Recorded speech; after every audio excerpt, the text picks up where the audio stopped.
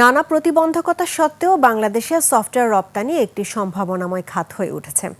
বর্তমানে 60টিরও বেশি দেশে বাংলাদেশে তৈরি বিভিন্ন ধরনের সফটওয়্যার ও সেবা রপ্তানি হচ্ছে, যা থেকে বছরে রপ্তানি আয় আসছে $1 বিলিয়ন কাছাকাছি। এই শিল্পে তরুণদের আগ্রহ দিন দিন বাড়ছে।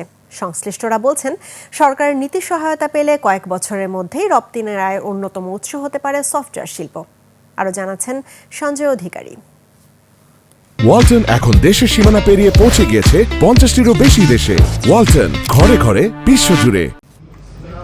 চতুর্থ শিল্প বিপ্লবের এই যুগে সারা বিশ্বই হয়ে উঠেছে তথ্য প্রযুক্তির ওপর নির্ভরশীল, যা দিনের পর দিন বেড়েই চলেছে। এই যাত্রায় তাল মিলিয়ে এগিয়ে চলেছে বাংলাদেশও। লোকাল গ্লোবাল সব কিছুতে আছে। আমরা মোস্টলি ফোকাস করি গ্লোবাল মার্কেটে। বাইরের কিছু প্রোডাক্ট আছে, মানে এই টেকের সাথে আমরা কাজ করতেছি একটা আইওটি রিলেটেড প্রজেক্ট নিয়ে। এরই মধ্যে সফটওয়্যার রপ্তানিকে সম্ভাবনাময় খাত হিসেবে বিবেচনা করা হচ্ছে।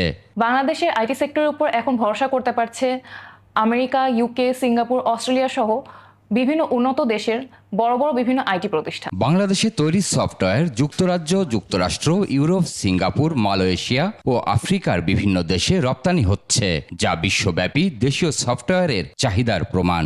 আমাদের অনেক তরুণ প্রতিভা, কিন্তু সঠিক প্রশিক্ষণ ও স্কিল ডেভেলপমেন্ট প্রয়োজন। দেশের সরকারি ও বেসরকারি প্রতিষ্ঠানগুলোও স্থানীয়ভাবে তৈরি সফটওয়্যার ব্যবহার করছে।